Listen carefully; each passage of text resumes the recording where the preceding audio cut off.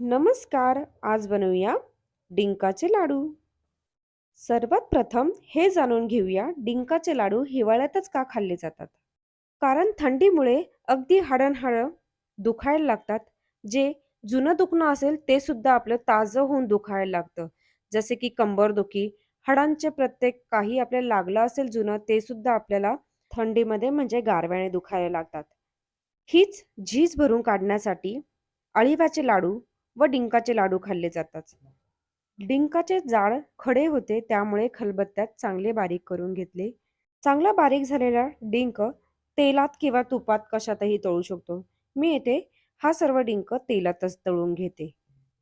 1 किलोचे लाडू बनवण्यासाठी पाव किलो डिंक घेतला म्हणजेच 250 ग्राम इतका डिंक घेतला.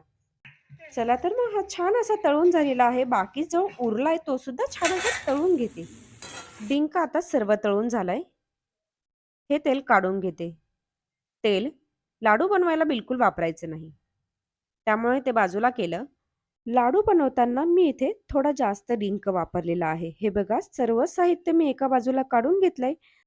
कढई गरम आहे त्यामध्येच काजू आणि बदाम छान असं रोस्ट करून घेऊया.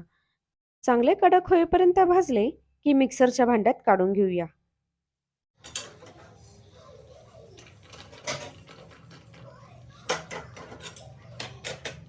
छोटी एक वाटी तीळ घेतली आहे. छान तडतडेपर्यंत भाजून घ्यायचे आहेत. तीळ थोडे जास्त घातले तरी चालतात कारण थंडीचे दिवस आहेत. थंडीमध्ये तीळ जास्त खाल्लेले सुद्धा चांगले असतात. चला तर मग हे सर्व छान भाजून झालेले आहेत.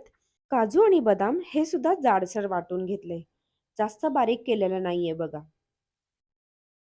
एका कढईमध्ये 1 चमचा साजूक तूप घातलं व त्यामध्ये खारीक आणि खोबऱ्याची पावडर घातली. 1 ते 2 मिनिटं छान अशी परतून घ्यायची. खारीक खोबरं वाटताना सुद्धा मिक्सरमध्ये अर्धी वाटी म्हणजेच 200 ग्राम आळीव सुद्धा वाटून घेतले होते. डिंक एका वाटीने चांगला चुरून घेते.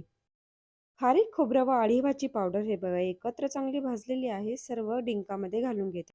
परातीतलं सर्व मिश्रण एकत्र मिक्स करून घ्यायचं व त्याच कढईमध्ये पोहे खाण्याचा जो चमचा असतो त्याच चमच्याने 2 चमचे तूप घातलं.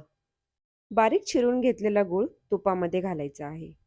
आता हा गूळ पूर्ण वितळेपर्यंत छान परतून घ्यायचा. हे बघा छान गरम झालेला आहे आणि गूळ सुद्धा छान वितळायला लागलेला आहे. अशा प्रकारच्या बुडबुड्या आल्यात की समजून घ्यायचं गुळाचा पाक तयार व्हायला सुरुवात झालेली आहे. आता या परातीमध्ये तीळ घालून घ्यायचे व मिक्सरमध्ये बारीक करून घेतलेले सर्व परातीत मिक्स करून घ्यायचं व कढईमध्ये केलेला गुळाचा पाक अगदी परफेक्ट तयार झालेला आहे. हाच गुळाचा पाक आता ह्या परातीमध्ये ओतून घेऊया. परातीमध्ये ओतताना अगदी काळजीपूर्वक ओतायचा आहे कारण खूप जास्त गरम आहे. सर्व गुळाचा पाक परातीमधून ओतून घेतला व त्याचबरोबर सर्व एकत्र मिक्स करण्यासाठी मी चमच्यानेच मिक्स करते कारण जास्त गरम असल्यामुळे हाताने लगेच करू शकत नाही. आणि बघा अशा प्रकारे छान असं सर्व चमच्यानेच मिक्स करायचं. त्यानंतर हाताने मिक्स केलं तरी चालेल. सर्व मिश्रण एकजीव करण्यासाठी अशा प्रकारे चोळून एकत्र केलं तर अगदी अर्क एकमेकांना चिटकतो आणि हे लाडू अगदी स्वादिष्ट तयार होतात.